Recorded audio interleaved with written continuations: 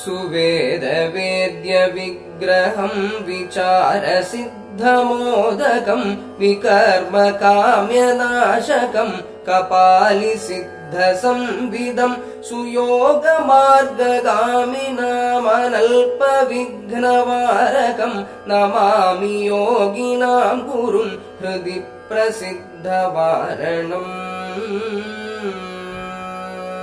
स्वतः प्रसिद्धवाचकं श्रुतेरगाधसिन्धुजं स्वरादिमूलरूपिणं श्रमादिहेतुवारणं वरादिदानजालकं विनापि शैव सम्पदं सदापि वर्षिणं सदा करीन्द्रजोऽस्तु दैवतम्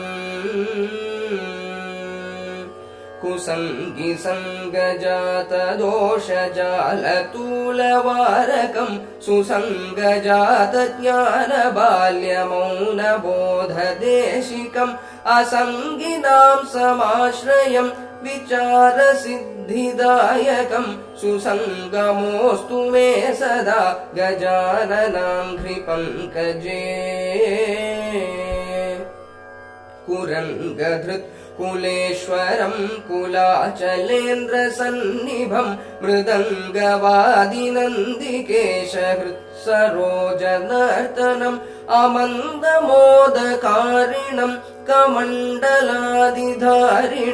सुमन्तु पूजितं भजे विनायकाङ्घ्रिपङ्कजम् सुमन्थनेन जात सोमशेखरात्मबोधजम् अमन्दबुद्धिवेद्यमन्तरायकूटदाहकं सनत्सुजात नारदादियोगिवृन्दवन्दितं सन प्रसीदतामनल्पवीर्यजोऽस्तु वारणा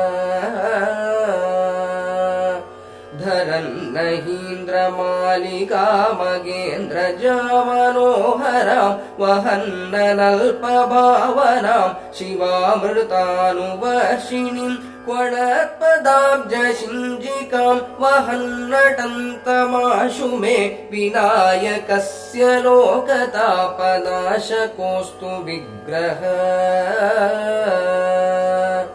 धराधरेन्द्रचन्द्रसूर्यवासवादिवन्दितं वहन्तमग्निकुण्डिकां नटन्तमन्तरे सदा गराशनस्य तापनाश दिव्यमन्त्रविग्रहं गणेशनामधारिणं सुरेश्वरं नमाम्यहम् कुटुम्बपोषणोत्सुकैरलं धिया विभावितं कळत्रपुत्रबान्धवाख्यमोहनाशनक्षमं धरित्रिधारकाङ्गजामुखाम्बुजातभास्करं दरं निवार्य शन्तनोत्वगस्त्यवन्द्यदैवतम् दरं निवार्य शन्तनोत्वगस्त्यवन्द्यदैवतम्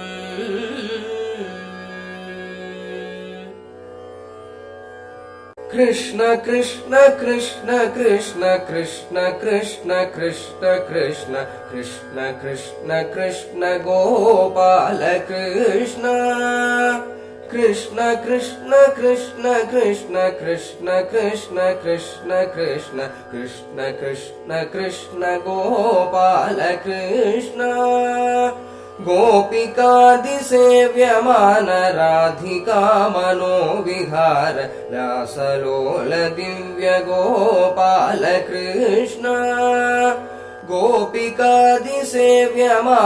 राधिका मनोविहार रासलोल दिव्य गोपाल कृष्ण कृष्ण कृष्ण कृष्ण कृष्ण कृष्ण कृष्ण कृष्ण कृष्ण कृष्ण कृष्ण कृष्ण गोपाल कृष्ण नंद गोपचित्तचोर भक्तचित्तधामवास कृष्णचंद्र दिव्य गोपाल कृष्ण नंद गोपचित्तचोर भक्तचित्त चित्तधामवास कृष्णचन्द्र दिव्यगोपाल कृष्ण कृष्ण कृष्ण कृष्ण कृष्ण कृष्ण कृष्ण कृष्ण कृष्ण कृष्ण कृष्ण कृष्ण गोपाल कृष्ण तत्त्वरूप शङ्ख चक्र शार्ङ्गधारिणे नमोऽस्तु नृत्तलोल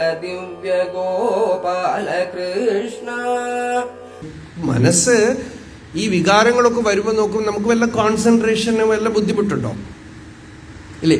പലരും പറയും ഞങ്ങൾക്ക് ഗുരുവായൂരപ്പനെ ചിന്തിക്കുമ്പോൾ മനസ്സ് നിൽക്കണില്ല സ്വാമി, എന്താ ചെയ്യാം?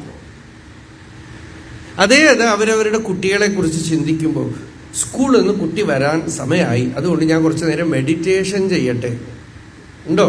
അതേ ചിന്ത ഇല്ല, ഇവിടെ വന്നിരിക്കുമ്പോൾ പോലും വന്നുകൊണ്ടിരിക്കും. സിനിമ കാണുമ്പോൾ, ടി വി മൊബൈലൊക്കെ കാണുമ്പോൾ ആളുകൾക്ക് കോൺസെൻട്രേഷന് വല്ല ബുദ്ധിമുട്ടുണ്ടോ? ആ മൊബൈൽ കാണുമ്പോൾ മനസ്സതങ്ങോട്ട് നിൽക്കണില്ല. അതുകൊണ്ട് മനസ്സിനെ എങ്ങനെയാപ്പോൾ അതിലൊരു കോൺസെൻട്രേറ്റ് ചെയ്യുക? അതിനെന്താ വഴി? പഠിക്കണമെങ്കിൽ അപ്പം നമുക്ക് വേണമെങ്കിൽ മനസ്സ് നിൽക്കും. ഇതാണ് കാര്യം. നമുക്ക് ഏതാണോ വേണ്ടത് അതിൽ ഒരു ബുദ്ധിമുട്ടും കൂടാതെ മനസ്സ് നിൽക്കും. അതുകൊണ്ടാണ് ഭഗവാൻ ഗീതയിൽ പറഞ്ഞു, എന്നോട് ഭക്തിയല്ല എന്നിൽ ആസക്തി വെക്കൂ എന്ന് പറഞ്ഞു. മൈ ആസക്തമനാഹ പാർത്ഥ യോഗം യുഞ്ജന്മദാശ്രയ. ആസക്തിയാണ് വെക്കണതെങ്കിൽ കോൺസെൻട്രേഷൻ ഒന്നും ബുദ്ധിമുട്ടൊന്നും ഉണ്ടാവില്ല. ഇത് ഭക്തി എന്ന് പറഞ്ഞ് ഒരു ടെക്നിക്കൊക്കെ ഉപയോഗിച്ച് പിടിച്ചു കൊണ്ടുവന്നാൽ അത് ഓടിപ്പോകും. ശരിയായ പ്രിയം വരികയാണെങ്കിൽ നല്ലത്. അപ്പോ ഗോപികകൾക്ക് കാമം, ഭയാത് കംസഹ, കംസന് പേടിച്ചിട്ട് സർവത്ര കൃഷ്ണദർശനമാണ്. ഒന്ന് ആലോചിച്ചു, എല്ലായിടത്തും കൃഷ്ണദർശനമാണ്. അങ്ങനെ മരിക്കണ സമയത്ത് ആ കൃഷ്ണനെ കണ്ടുകൊണ്ട് തന്നെ ശരീരം വിട്ടു. രാമായണത്തിൽ മാരീചൻ എങ്ങനെയാണ്? മാരീചൻ പറഞ്ഞു, വൃക്ഷേ വൃക്ഷേ ഹി പശ്യാമി ചീരാചിന ജടാധരം ഗൃഹീത ധനുഷം രാമം പാശഹസ്തമിവാന്തകം. ഓരോ വൃക്ഷത്തിൽ ഞാൻ കയ്യിൽ കോദണ്ഡപാണിയായിട്ടിരിക്കുന്ന രാമനെ കാണുന്നു. പേടിച്ചിട്ടേ. രാ എന്ന് പറഞ്ഞാൽ ബോധം കെട്ട് വീഴുന്നതാണ്. അതുകൊണ്ട് രണ്ട് എന്ന് പറയാൻ പാടില്ല, രാവണൻ എന്ന് പറയാൻ പാടില്ല. അത്ര പേടിയാ. രാവണന്റെ അടുത്ത് പറയണു, രകാര ആദീനി നാമാനി രാമത്രസ്തസ്യ രാവണ രത്നാനി ച രഥാശൈവ വിത്രാസം ജനയന്തി മേ. എനിക്ക് രത്നം, രഥം എന്നൊക്കെ കേട്ടാൽ ഞാൻ പേടിച്ചു പോയി.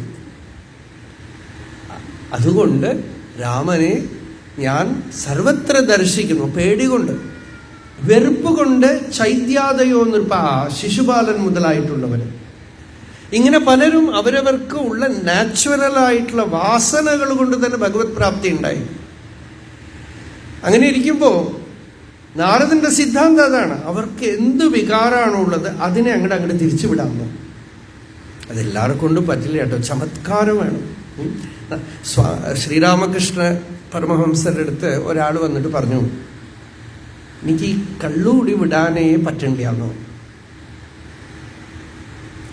അപ്പൊ രാമകൃഷ്ണദേവൻ പറഞ്ഞു, ഒരു കാര്യം ചെയ്തോളൂ, അത് കാളിയാണല്ലോ, അവിടെയൊക്കെ ഒരുപാട്, കാളിക്ക് നേദിച്ചിട്ട് കഴിച്ചോടാന്നു. കുറച്ച് ദിവസം കഴിഞ്ഞപ്പോൾ അതങ്ങോട്ട് വിട്ടുപോയി. ഇയാൾക്കത് ഭക്തിക്ക് വഴിയും തിരിഞ്ഞു. ഇത് എല്ലാവരെ കൊണ്ടൊന്നും പറ്റില്ല. നമ്മളിപ്പോൾ നാളെ മുതൽ വാങ്ങിച്ച് നേദ്യം തുടങ്ങണ്ട.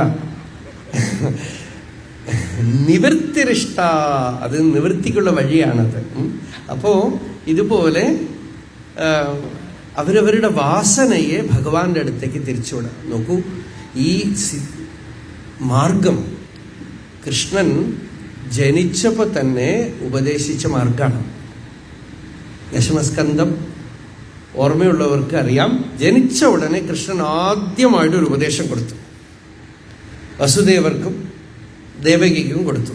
യുവാമ്മാം പുത്രഭാവേന ബ്രഹ്മഭാവേന ച അസകൃത് ചിന്തയന്തൗ കൃതസ്നേഹൗ യാസ്യേതേ മദ്ഗതിം പരാം.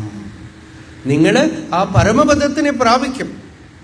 2 ജന്മങ്ങള് പുത്രപാശം കൊണ്ടാണ് നിങ്ങൾ ബന്ധത്തിൽപ്പെട്ടത്. അതുകൊണ്ട് ഞാൻ തന്നെ പുത്രനായി ജനിച്ചിട്ടും നിങ്ങൾ രക്ഷപ്പെട്ടില്ല. ഈ ജന്മത്തിൽ നിങ്ങൾ എന്ത് ചെയ്യുക? ആ പുത്രപാശത്തിനെ ജയിക്കാൻ ശ്രമിക്കണ്ട. നോക്കൂ, എത്ര എളുപ്പ വഴിയാ. നിങ്ങളുടെ അറ്റാച്ച്മെന്റ് ഒന്നും നിങ്ങൾ വിടേണ്ട ആവശ്യമില്ല. പുത്രഭാവേന കൃതസ്നേഹൗ ബ്രഹ്മഭാവേന ചിന്തയന്തം. നിങ്ങൾ അറ്റാച്ച്മെന്റ് ഒന്നും വിടണ്ട. കുട്ടിയാണ്, ഭാര്യയാണ്, ഭർത്താവാണ്. പക്ഷേ ഇടയ്ക്കിടയ്ക്ക് ഇതിനകത്ത് അന്തര്യാമിയായ ഭഗവാനാണ് ഉള്ളത് എന്ന് ഓർമ്മിച്ചുകൊള്ളാം. അതിനകത്ത് ഭഗവാനാണ് ഉള്ളത്. ഇതൊക്കെ ഭഗവത് സ്വരൂപമാണെന്ന് ഓർമ്മിച്ചാൽ ആ വ്യക്തി കൊണ്ടോ ആ വിഷയം കൊണ്ടോ ഉള്ള ദോഷം നിങ്ങളെ ബാധിക്കില്ല. ഇതാണ് നാരായണ കവചം. യതോ ഹി ഭഗവാനേവ വസ്തുതഃ സദസച്ഛയത് സത്യേന അനേന ന സർവേ യാന്തു നാശമുപദ്രവാഹ. ആ ഉപാധിയുടെ ദോഷം നിങ്ങളെ ബാധിക്കില്ല. നിങ്ങൾ ഭഗവാനാണെന്ന് കരുതിക്കൊണ്ട് തന്നെ പഴകിക്കൊള്ളുക. അത് അങ്ങനെയൊക്കെ വരുമോ? അങ്ങനെ ഭഗവാൻ എന്ന് വിചാരിച്ചാൽ ഭഗവത് ഭാവം വരുമോ? ആദ്യമൊന്നും വരില്ല. അതുകൊണ്ടാണ് പറഞ്ഞത് അസകൃച്ഛിന്തയന്തവും. വീണ്ടും ഓർമ്മിപ്പിച്ച് നിങ്ങൾക്ക് ഒരു പക്ഷേ ഭഗവത് ഭാവം വന്നിട്ടില്ലെങ്കിലും വെറുപ്പ്, രാഗദ്വേഷമൊക്കെ പോയി പോകും. ചിന്ത,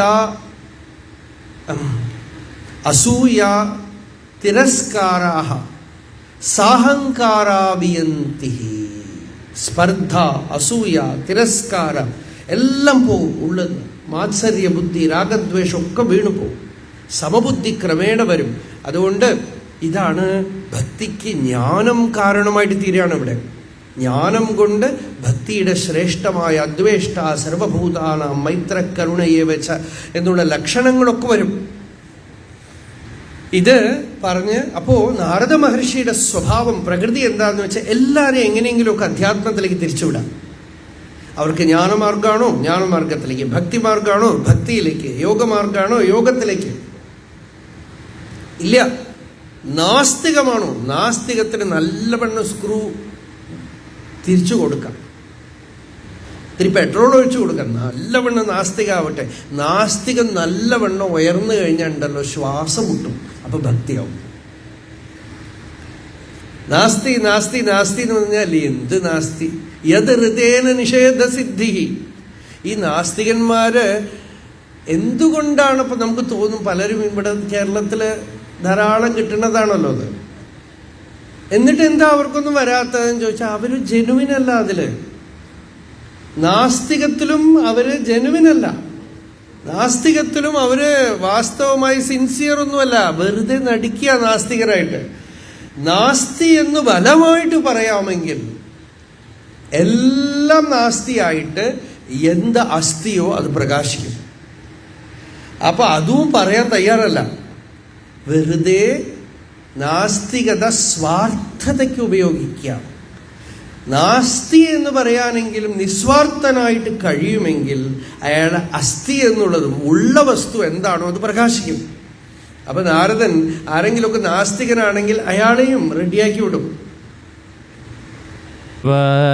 തവ നാമം ചൊല്ലിട്ടാരാധന ചെയ്തും കൊണ്ടൊരു ലോകോപകാരിയതാവുകയാണെന്നതു സ്വപ്നമതെന്നും ദേവ. തവ നാമം ചൊല്ലിട്ടാരാധന ചെയ്തും കൊണ്ടൊരു ലോകോപകാരിയതാവുകയാണെന്നതു സ്വപ്നമതെന്നും ദേവ. കൃഷ്ണ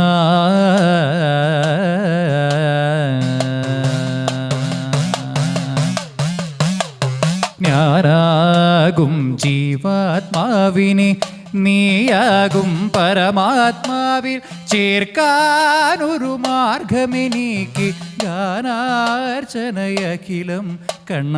ഞാനാകും ജീവാത്മാവിനെ നീയാകും പരമാത്മാവിൽ ചേർക്കാനൊരു മാർഗമെനിക്ക് ഗാനാർച്ചനയഖിലം കൃഷ്ണദേവ തവ നാമം ചൊല്ലിട്ടാരാധന ചെയ്തും കൊണ്ടൊരു ലോകോപകാരിയതാവുകയാണിന്നതു സ്വപ്നമതെന്നും ദേവ കൃഷ്ണ